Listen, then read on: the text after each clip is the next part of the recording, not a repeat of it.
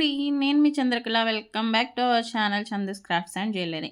ఈరోజు ఇంకో వీడియోతో నేను మీ ముందుకొచ్చేసానండి. సో, ఈరోజైతే గనుక నేను మీకు చేసిన థ్రెడ్ బ్యాంగిల్స్ అనేది సెట్ అనేది చూపించబోతున్నాను.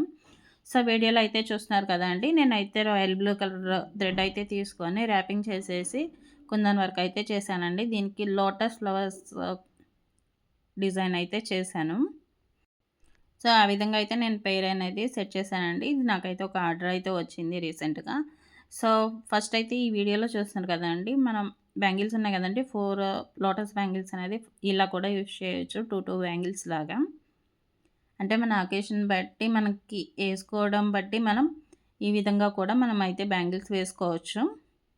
ఎందుకంటే ఎలా పెయిర్ చేసుకోవాలనేది చూపిస్తున్నా అండి.